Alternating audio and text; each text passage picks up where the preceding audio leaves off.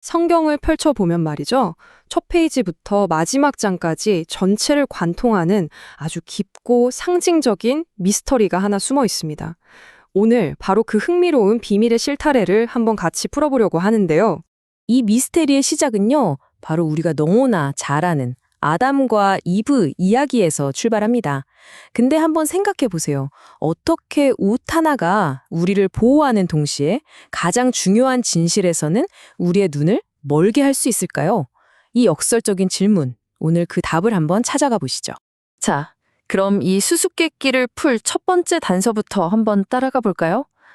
우리의 조사는 인류가 신에게서 받은 최초의 선물, 바로 가죽옷에서 시작됩니다. 창세기를 보면 하나님이 아담과 이브에게 가죽옷을 지어 입히시잖아요. 겉보기엔 그냥 추위로부터 보호하려는 단순한 행동 같아요. 하지만 만약 이 옷에 그보다 훨씬 더 깊은 상징적인 의미가 숨겨져 있다면 어떨까요? 이건 그냥 옷이 아니었던 겁니다. 자, 이제 정말 결정적인 단서입니다. 이 가죽옷이라는 단어 자체에 숨어 있는 정말 깜짝 놀랄 만한 언어적 비밀을 한번 파헤쳐보겠습니다. 여기에 정말 놀라운 사실이 있습니다. 히브리어 원문을 보면요. 가죽 또는 피부를 뜻하는 단어가 오르거든요. 그런데 눈 멀게 하다라는 뜻의 아와르라는 단어랑 뿌리가 같다는 거예요. 정말 소름 돋지 않나요? 이건 그러니까 가죽옷을 입었다는 것 자체가 영적으로 눈이 가려진 상태가 되었다. 바로 이걸 상징하는 거죠. 그래서 이 가죽으로 덮였다는 건 일종의 영적인 무감각, 그러니까 영적 나병 상태를 의미하는 겁니다. 육체적인 나병이 피부 감각을 잃게 만들잖아요. 그것처럼 세상 일에는 아주 민감하게 반응하면서도 정작 신성한 진리 앞에서는 아무것도 느끼지 못하는 그런 상태가 된 거죠. 그런데 여기서 핵심은 이거예요. 이렇게 영적으로 눈이 먼 상태가 된 게 그냥 우연한 실수가 아니라는 겁니다. 이건 사실 더 큰 신의 계획의 일부였다는 거죠. 마치 정해진 때가 올 때까지 우리를 보호하기 위한 일시적인 덮개 같은 거였달까요? 자, 그런데 이 덮개라는 미스터리가 여기서 끝이 아닙니다. 이 똑같은 주제가 성경에서 가장 성스럽다고 여겨지는 장소, 바로 성막에서 훨씬 더 정교한 형태로 나타나거든요. 한번 같이 따라가 보시죠. 하나님은 아무 데서나 만나주시는 게 아니었습니다. 아주 구체적인 장소를 지정하셨는데 바로 모에드라고 불리는 곳이죠.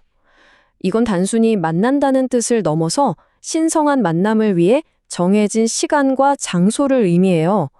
성막을 이해하려면 이 개념이 아주 중요합니다. 그 목적지인 지성소까지 가는 길, 이게 결코 간단치가 않았습니다. 보세요. 좁은 문을 통과해야 하고 놋 제단에서 자아를 불태워야 하고 이렇게 여러 단계를 거쳐야만 하는 아주 치밀하게 설계된 과정이었던 거죠. 자, 여기서 또 덮개가 등장합니다.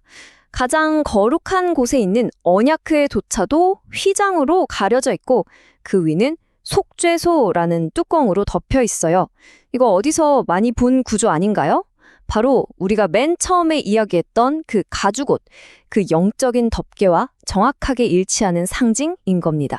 자, 지금까지 덮개에 대한 미스터리를 따라와 봤는데요.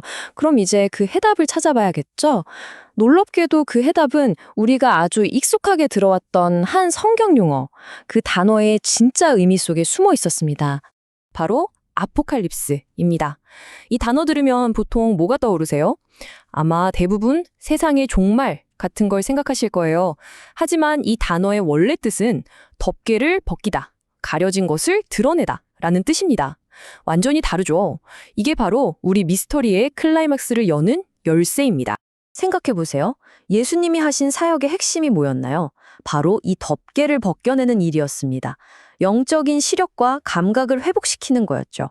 맹인의 눈을 뜨게 하고 감각이 없는 나병 환자를 깨끗하게 하신 기적들이 전부 이 상징을 보여주는 행위였던 겁니다. 자, 이제 덮개의 미스터리는 풀렸습니다. 그런데 정말 놀라운 반전이 지금부터 시작됩니다. 과연 이 메시지는, 이 복음은 누구를 위한 것이었을까요? 그렇다면 진짜 영적으로 눈이 먼 사람은 누구일까요? 보통 우리는 복음이 믿지 않는 사람들을 위한 거라고 생각하잖아요. 과연 그럴까요?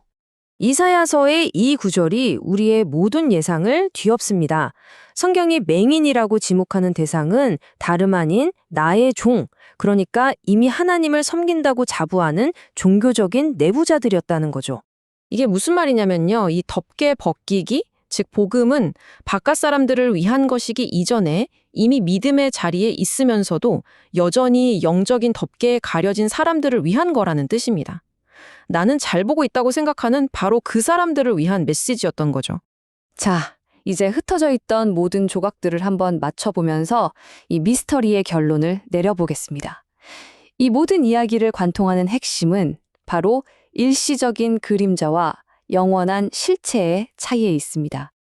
우리가 지금까지 살펴본 것들을 한번 정리해 볼까요? 가죽옷, 눈에 보이는 성전, 수많은 종교적 율법들, 이런 그림자들은요, 결국 우리 안에 계신 그리스도, 하나님과의 직접적인 연합이라는 실체를 가리키는 손가락, 이정표였을 뿐이라는 겁니다. 다시 말해서 율법이나 절기, 여러 종교적인 관습들은 모두 일시적인 도구였다는 거예요. 마치 농부가 한 해 농사를 짓기 위해 참고하는 달력이나 스케줄처럼요. 최종 목표인 추수를 향해 우리를 안내하는 가이드였던 거죠. 이 추수 비유를 생각해보면 모든 게 명확해집니다. 마침내 추수가 끝나고 알곡을 창고에 다 들였어요.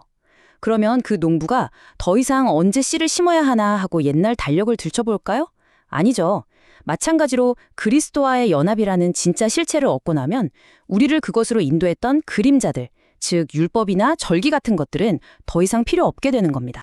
결국 이 모든 이야기는 오늘 우리 각자에게 단 하나의 질문을 던지고 있습니다. 당신이 여전히 벗지 못하고 입고 있는 그 덮개, 그래서 진짜 실체를 보지 못하게 가로막고 있는 당신만의 영적인 가죽옷은 과연 무엇입니까?